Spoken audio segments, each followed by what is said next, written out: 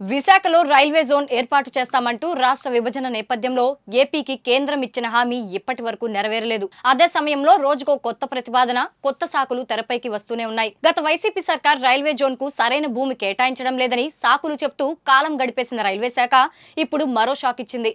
ఒడిశాకు చెందిన రైల్వే మంత్రి అశ్విని వైష్ణవ్ వాల్తేరు డివిజన్ ను కాదని తన సొంత రాష్ట్రానికి మేలు చేసేలా మరో కీలక ఆదేశం ఇచ్చారు.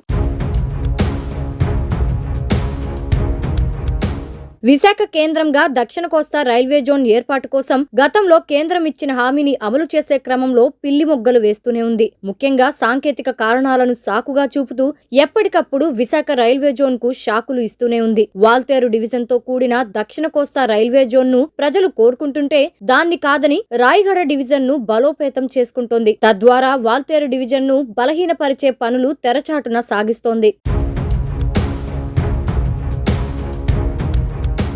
తాజాగా రాయగఢ్లో డిఆర్ఎం ఆఫీస్ కాంప్లెక్స్ నిర్మాణం కోసం సెప్టెంబర్ 24లోగా టెండర్లు సమర్పించాలని అధికారులు ఆదేశాలు ఇచ్చారు. దీంతో రాయగఢ్ డివిజన్ ఏర్పాటు, వాల్తేరు డివిజన్ లో కొన్ని ప్రాంతాలను అందులో కలపడం ఖాయమని తేలిపోయింది. ఈ మేరకు టెండర్ల సమర్పణ కోసం ఏర్పాట్లు ముమ్మరంగా సాగుతున్నాయి. అదే జరిగితే వాల్తేరు డివిజన్ కాకుండా రాయగఢ్ డివిజన్ కేంద్రంగా దక్షిణ కోస్తా రైల్వే జోన్ ఏర్పాటు కావడం ఖాయంగా కనిపిస్తోంది. దీనిపై ఇప్పటికే ఏపీకి చెందిన ఎంపీలు ఢిల్లీ పెద్దలతో చర్చించారు.